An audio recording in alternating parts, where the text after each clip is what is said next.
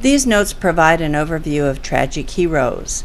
We're going to look at archetypes and the theory of the tragic flaw.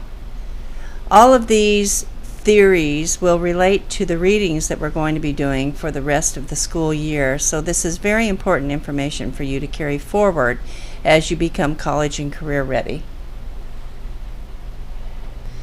An archetype is a pattern that is utilized in literature. The archetypal tragic hero fulfills 6 separate conventions. I'm going to go through these conventions quickly for you. First, the hero must somehow be noble. Remember that Romeo was part of a house of nobility called the Montagues. Second is the hamartia, or the tragic flaw.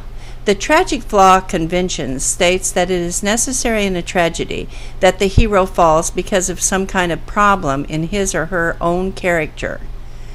Third, the tragic hero usually understands the truth about his tragic flaw, as well as how his actions brought about his fall. And if you'll remember when Romeo was explaining why he's going to kill himself and how he caused death and destruction all around him, he clearly understood his flaw. Fourth, the hero is given free choice. Romeo could freely choose to fall in and out of love, and he was also impulsive, especially when he stepped in between people who were in a sword fight. Fifth, the punishment for the hero usually exceeds the crime.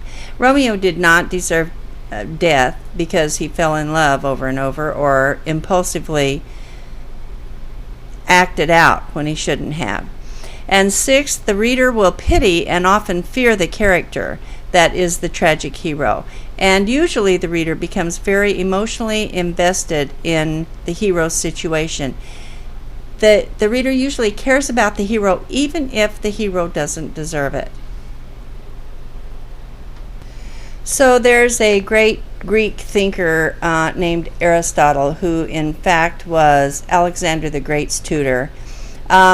Aristotle created criteria for tragedy, and it follows accordingly.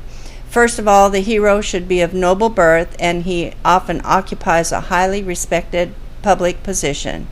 In a tragedy, the hero is not necessarily good or just, but his misfortune is brought about by some error or frailty.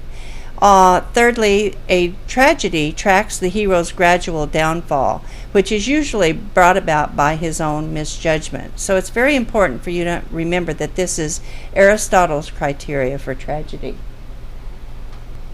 And by the way, Aristotle was Greek. So we just read the play by Shakespeare called Romeo and Juliet, and we saw that it progresses logically. It shows the audience the step-by-step events leading to destruction due to Romeo's flawed character. We're going to read a soliloquy next from the epic poem called Paradise Lost, written by John Milton. Paradise Lost tracks the fall of Lucifer, who's the most beloved archangel of God. He is the most beautiful and powerful of all the angels in heaven. And Paradise Lost shows how he and his followers are cast out of heaven and chained to the lake of fire, where Lucifer begins to transform into Satan. So it's hard to think of Satan as a tragic hero, but in fact, Paradise Lost presents Satan as a tragic hero.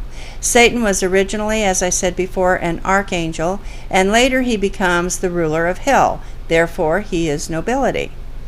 Satan, an archangel, is referenced in biblical scriptures as the most beautiful and beloved by God of all the angels.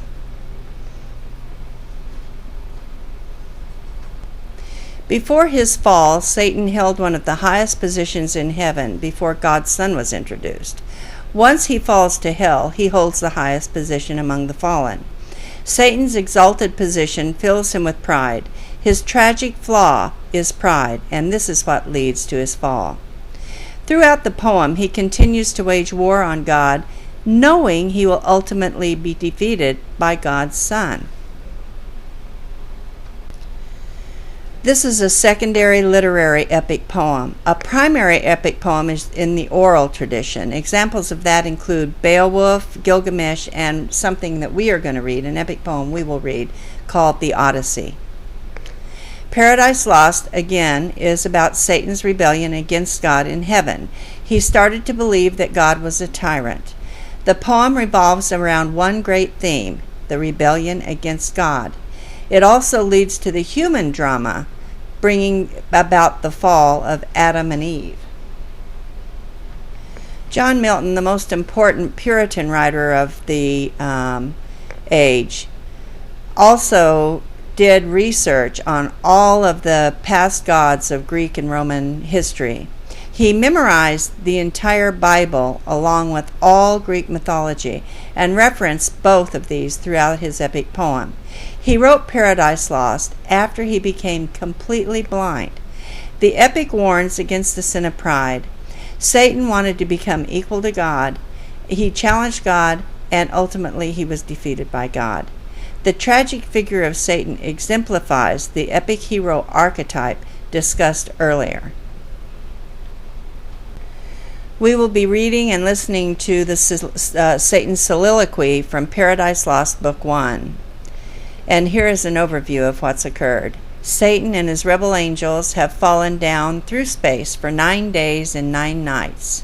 He and his rebelling angels were chained to the lake of fire by God's Son, Michael and Gabriel, both powerful archangels, though not as powerful as Satan.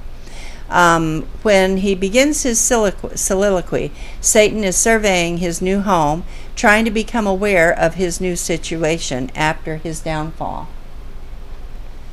Please read Satan's soliloquy from Book 1 by yourself. Next, we're going to listen to the soliloquy read by a very famous actor, and then we're going to think about making our own soliloquy after we study a very important person.